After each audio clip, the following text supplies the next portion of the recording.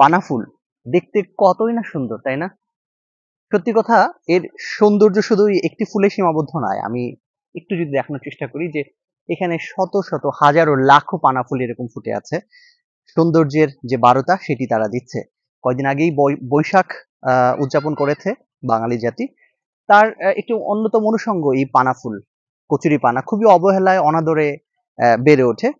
তবে এটি ভদ্র মানুষের কাছে অবহেলা অনাদরের হলেও যারা এই জায়গাতে বসবাস করেন তাদের জীবিকার অন্যতম উৎস এই পানার নিচে বসবাসকারী যে মাছ রয়েছে প্রাণীকুল সেগুলো।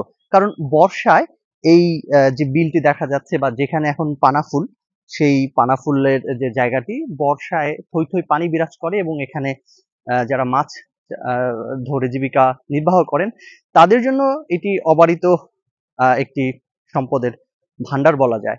এখন শুকনো মৌসুমে এখানে দেখতেই পাচ্ছেন যে পানি একেবারেই শুকিয়ে গেছে এবং মাছ ধরার যে নৌকো সেটি এখন কিন্তু অবহেলা অনাদরে এখানে একেবারেই রয়েছে শুকনো। তার উপরেও পানা জন্মেছে, পানা ফুল হয়েছে। তার মধ্যেও কিছু কিছু জায়গায় এই কচুরিপানার নিচে খুঁড়ে মাছ ধরার চেষ্টা হয়তো কিছুক্ষণ আগে কেউ করেছে, দেখতেই পাচ্ছেন। অর্থাৎ এই শুকনো কচুরিপানার নিচেও যারা আছে সেই মাছগুলো খুঁজে ফেরার আপনার চেষ্টা করা হচ্ছে। একটু দেখানোর চেষ্টা করি যে আশপাশে কিন্তু খুবই সুন্দর প্রকৃতি, তার অবারিত যে সৌন্দর্যের ডালি সেটি ছড়িয়ে দিয়েছে আহ এক অপরিসীম সৌন্দর্যের লীলাভূমি বলা যায় এখানে। চারিদিকে সাদা আর সাদা পানা ফুলের এবং ধান ক্ষেত। এখানে ও শামুক, শামুকের দেখা পেয়ে গেলাম এখানে। নিশ্চয়ই যে উষ্ণতা, যে গরম, সেখান থেকে বাঁচার জন্য হয়তো সে এই পথ পাড়ি দেওয়ার জন্য এখানে এই পাশ থেকে ও পাশে যাওয়ার একটি চেষ্টা হয়তো করছে। ঠিক আছে, ও যাক, আমরা বিরক্ত না করি। এখানে আমরা আরো অনেক কিছুই আছে, কত কিছু দেখানো যায়। এখানে ছোট ছোট মাছেরা আস্ফালনও করছে এই পানির ফাঁক দিয়ে, যতটুকু দেখানো সম্ভব হয়। নাড়াচাড়া কিছুক্ষণ আগে আমরা দেখেছি সেটি করেছে। এখানে মাছ ধরার যে খালুই বলে এখানকার দেশীয় ভাষায়, সেই খালুইটি এখনো ঝুলন্ত অবস্থায় রয়েছে।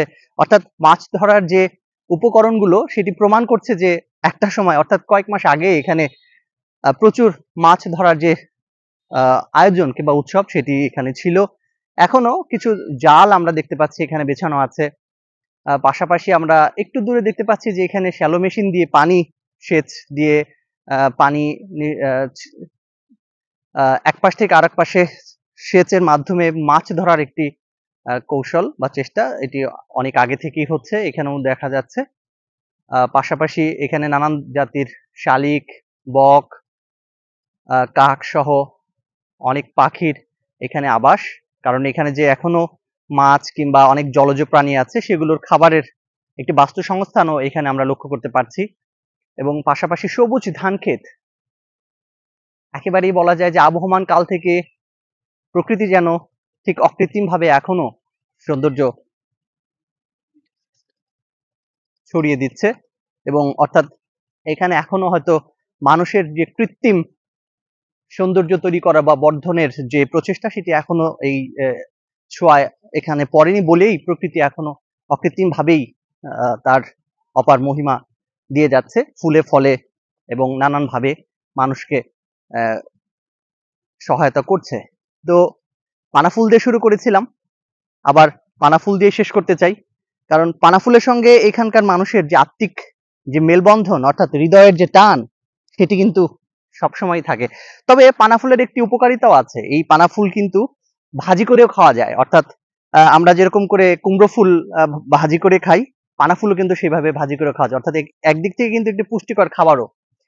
তো পানা ফুল দিয়ে শুরু করেছিলাম, পানা ফুল দিয়ে শেষ করতে চাই। তবে এর পেছনের গল্পগুলো অর্থাৎ এই পানা ফুলের সঙ্গে যাদের জীবন জড়িয়ে আছে তাদের জীবনের গল্পগুলো কিন্তু এত এরকম সাদা ধবধবে নয়, বড়ই কষ্টের, বড়ই করুণ। সেই গল্পগুলো নিশ্চয়ই আরেকদিন বলবো। আজকের মতো বিদায় নিচ্ছি।